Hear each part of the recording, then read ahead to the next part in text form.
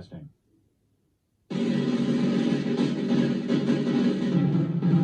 Wanna zoom, zoom, zoom, ah, zoom. You gotta zoom, zoom, zoom, ah, zoom. Everybody's doing it, everybody's moving it, everybody's having a ball, yeah. So won't you zoom, zoom, zoom, ah, zoom. I wanna zoom, ah, zoom, ah, zoom, ah, zoom. I'm Laura. Hi. I'm Penny. My name's Anne. I'm David. My name's Nancy. Oh, I'm Jen. My name's Tracy. Who are you? What do you do? How are you? Let's hear from you. We need you. We're gonna zoom, zoom, zoom, ah, zoom. Come on and zoom, ah, zoom, ah, zoom, ah, zoom. Come on, give it a try. We're gonna show you just right. We're gonna teach you to fly high. I wanna zoom, I wanna zoom, zoom. I wanna zoom, I wanna zoom, zoom. I wanna zoom, I wanna zoom, zoom. I wanna zoom, I wanna zoom, zoom. Here's some little jokes called Show Me's that was sent in by Derek Matzel of Annandale, Virginia. Show me a poison pickle, and I'll show you a real killadilla.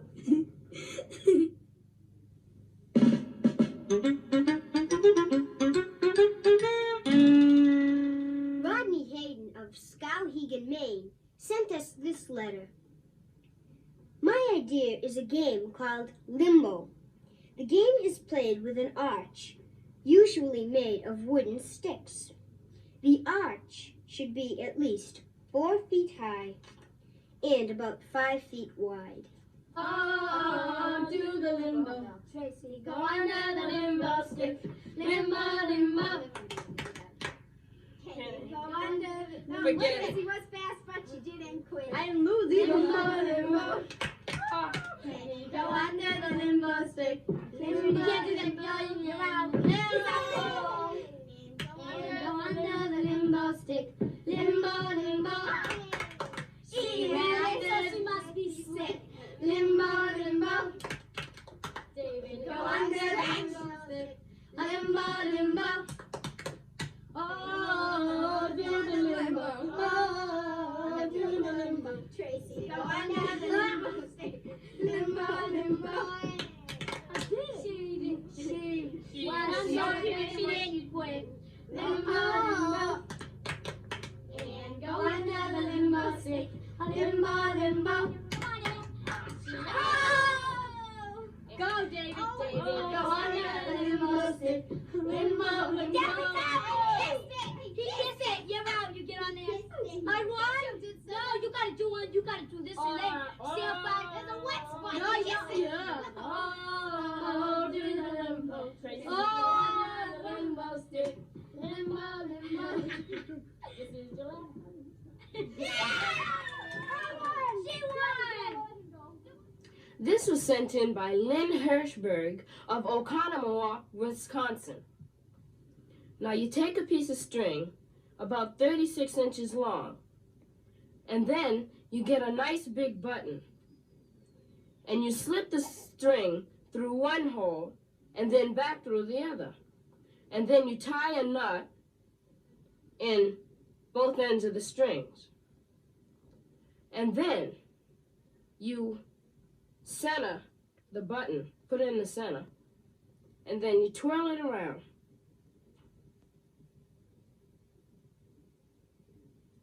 And move your hands back and forth until you get a nice sound.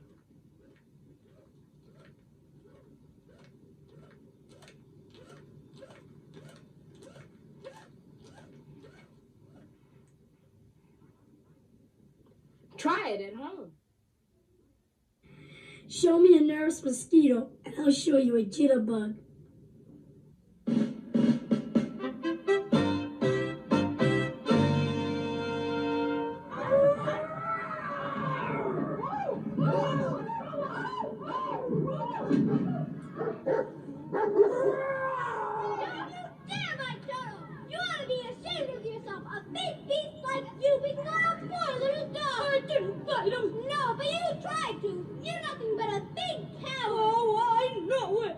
sort of like the part because, like, I can be more like myself because that's sort of like me, Cowardly Lion. What do you think of you striking the straw man? Was he strong? Of course he's strong. So that's why he went over so easily. Is the other one stuffed too? No, he's made of tin. Tin? He nearly blunted my claws. It made the cold shivers run up and down my spine. This is my favorite scene because he comes in and he's bouncing up and down, he's growling, and he's really, he's funniest right there, I think. My life is simply unbearable without a bit of courage. You'll be very fun. Yeah. Hey, I can help you to scare off the wild beasts. All I gotta do is wrong.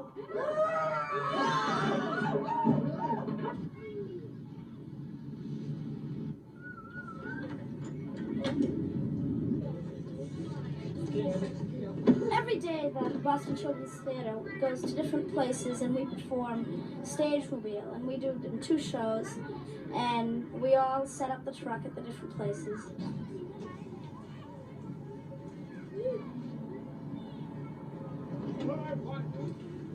One, two, three. We each have our own special jobs. Like, my jobs are to put blocks behind the wheels of the truck so that it won't roll back while we're on it, and to jack up this part of the truck, the stage part.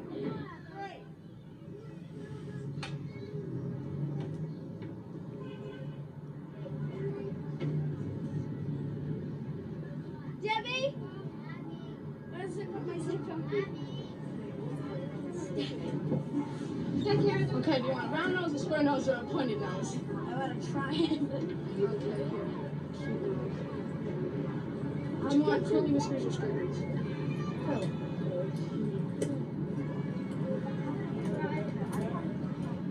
Yeah, I get nervous. I think I'm only nervous before I go on. As soon as I get on, I'm okay. Whoa! Who are you? I'm a cowardly lion, afraid of everything. Please give me some courage. Because only you can do it. You're the greatest of all wizards. Bring me fruit from the wicked witch's den, and I will give you courage.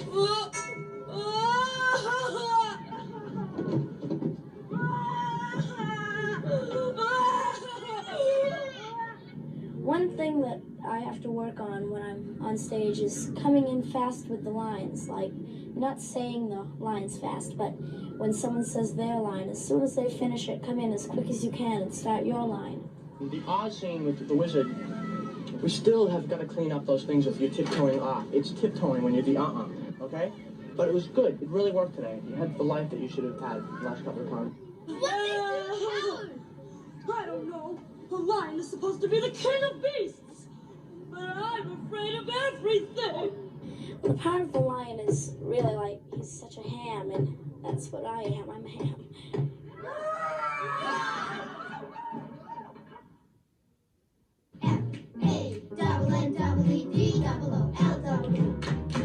Tammy Harabachi of Los Angeles, California, wrote a story about Fanny Dooley and sent it in to us. Once there was a lady whose name was Fanny Dooley. She lived in Tennessee. One day, Fanny was walking in her garden with her goose tucked under her arm. When she was asked if she liked her goose, she replied, "Yes, but I dislike birds." The next day, Fanny Dooley went to the zoo. Fanny Dooley loved the zoo, but she hates most of the animals there. She only watched the animals she liked. First, she saw the aardvark. Some other animals she saw were the giraffe and the deer. One day, Fanny Dooley went to a swimming pool. She really likes swimming pools, but she didn't go into the pool because she dislikes water. Fanny Dooley's favorite number is 3, and her favorite color is green. Fanny Dooley got married to a bookkeeper whose name was Harry, and they lived happily ever after. The end. If you've got a story about Fanny Dooley, 5, 7, 3, 5, 3, 5, 0.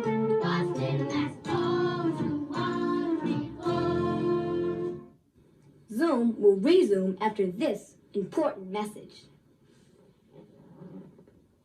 Habai, double mabai, fubby, lubba, clubbing, abai jubbas jubbos, abba bubby, double bubby, fubbut subbo, abba gubbat jubber, fubby, spabbat lubbas, abba jubber, mubba lubber, wubbon, habaf tabu, yamel, abba chubbu, abba nubby mubor, subbo, yabus, abba bubby, double bubby, fubbut subbo. And now, back to Zoom.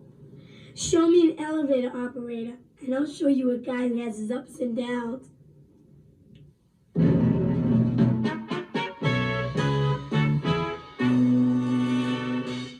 This week's play is called The Night the Bathtub Overflowed. It was sent in by Harley Thompson of Wenham, Massachusetts. The night the bathtub overflowed. We were staying at Old Mosquito. Mosquito is an inn, you know. A funny place with a name like so. It overflowed on a night in June, an awful night when there was no moon. It overflowed unexpectedly. The water ran up to my feet quickly. The water rose up to my knees. It was very cold and the color of blue cheese. Then it went up to my waist.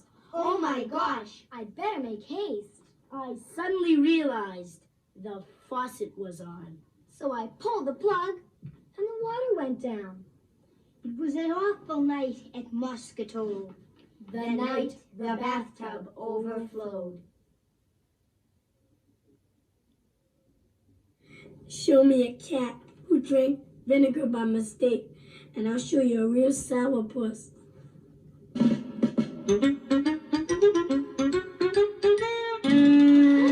Really good. I have a poem here from Anne-Marie Leclerc of Manchester, New Hampshire, and it's called My Lazy Shadow.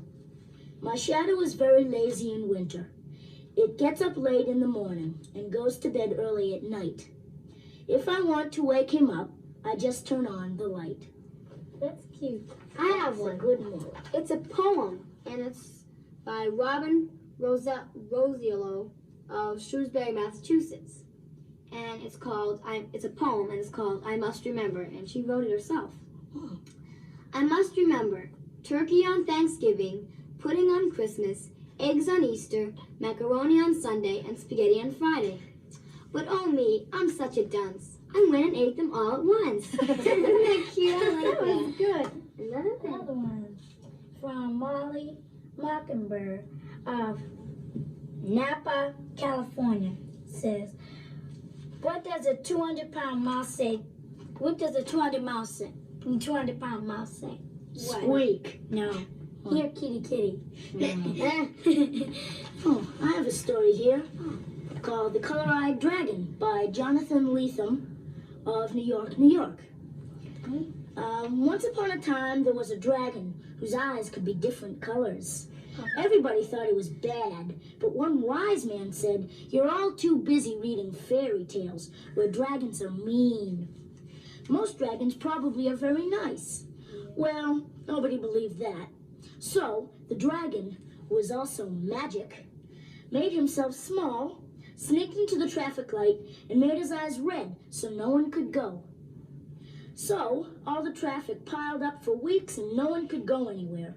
They all got angry with each other and started to yell and scream and honk. They went to the wise man and asked him what to do. "You'll have to ask the dragon," he said. "It's up to him."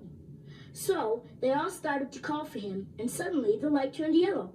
Then they all said they were sorry, and the dragon turned his eyes green. So the traffic jam cleared up, and they all lived happily ever after. That was good. The moral of the story is, never decide you don't like someone when you haven't met him. Oh, that's good. That's cute. I have one, and it is by suspense. Diana Kiesler of Burlington, Wisconsin. And it is a joke. Oh, do you realize, George, that this room was supposed to be haunted by ghosts? The ghost comes back every year on this date. At midnight, he looks for a human sacrifice. Do you know that, George? George? George. I'm so sorry, it's so sloppy. That's all right. It's not fun.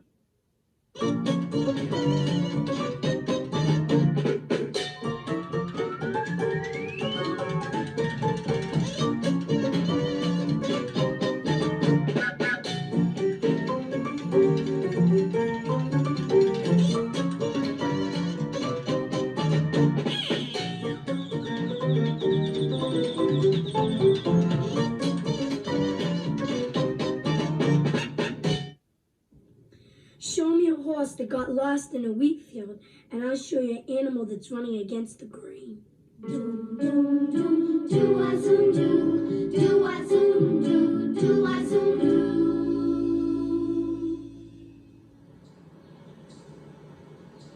This is one of our favorite places. It's a really good place to go fishing with your hands.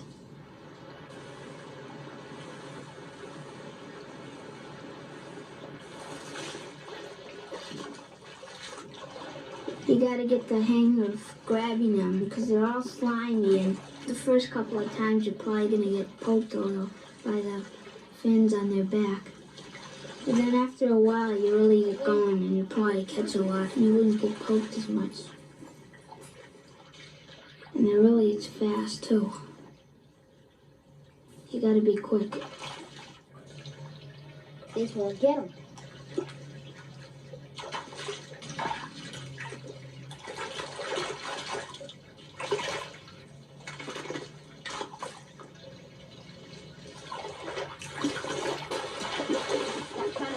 And we got 3. I got 2. I got 1. We got before I leave. Get it away. Yeah, let's do that lot too.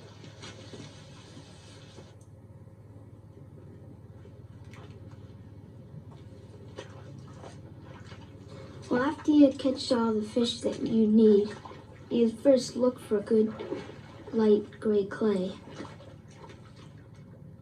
You gotta be careful when you're digging the clay with a knife. You gotta have it pointed down and out so you don't hurt someone. Then just get a pretty big bucket full, or if you had a long shirt, then you'd use that to put the clay in.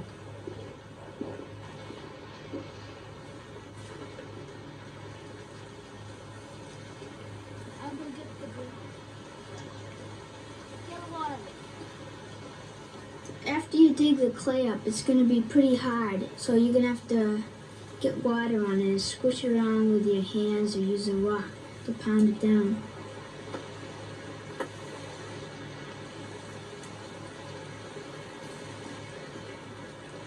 There's some grass. Should be enough. And once it's all smooth, it'll be kind of a little watery, so you need to add some grass to it.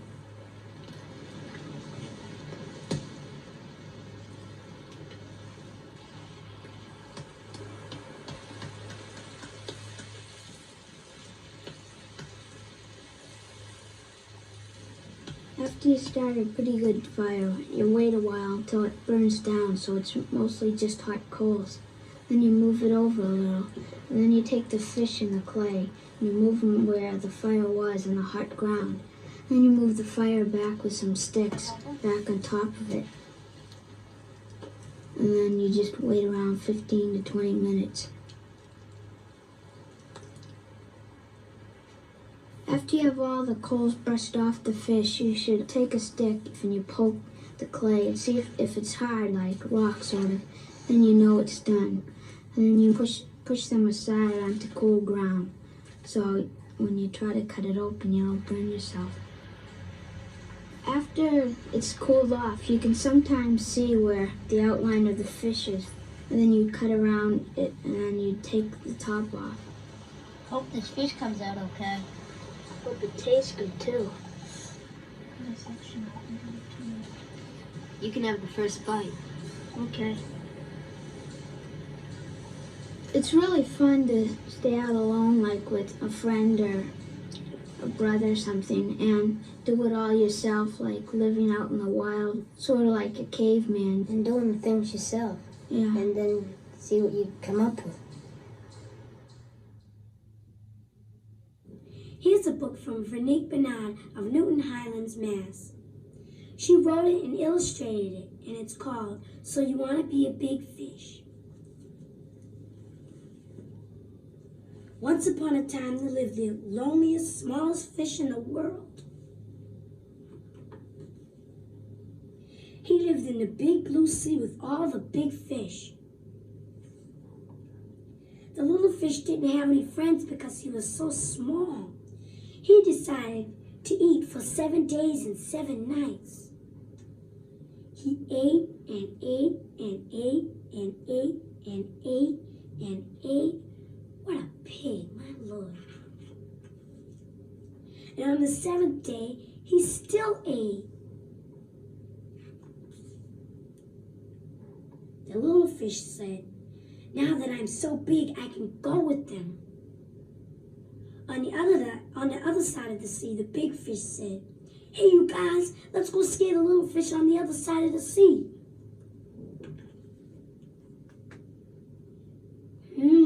Said one of the big fish. We're going to have fun. On the way to the other side of the sea, a boat came along with 2 children in it. One of the children said, hey, there's the school of fish down there. Put the net down. Oh, they got caught, said the little fish. I better help them. I'm gonna bite a hole through the net. You're free. I broke the net. Come on. Oh, thanks, said the big fish. Hey, you're not bad, though you are small. I thought it was as big as you are after I ate all that food. Come on with us. We're going to play. Okay. So they all swam to the playground. The end.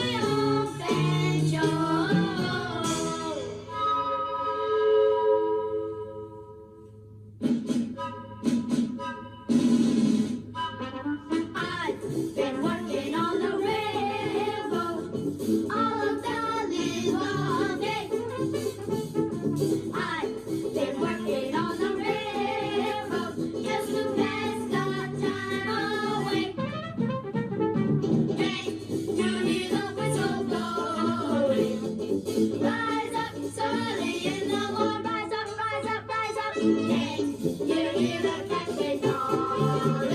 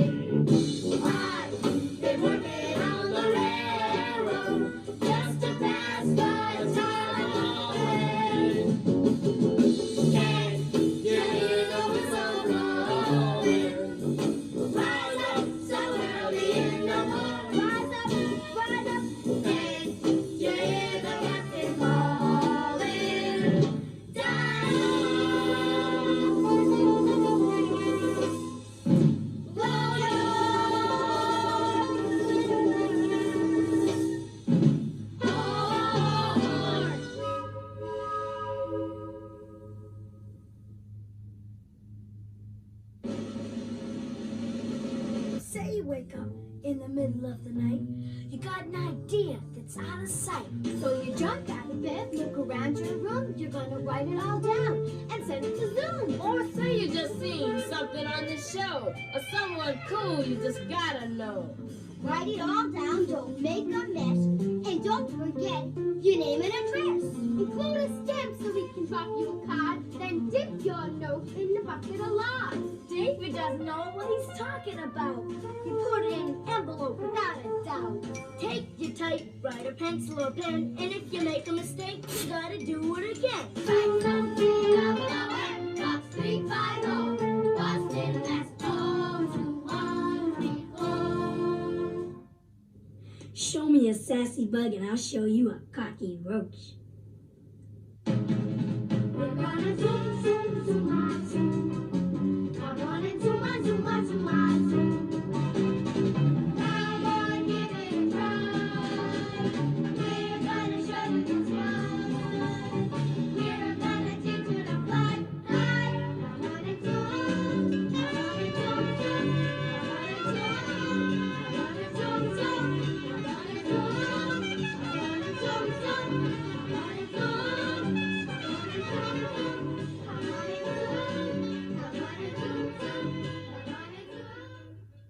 Presentation of this program was made possible in part by a grant from General Foods Corporation and by public television stations.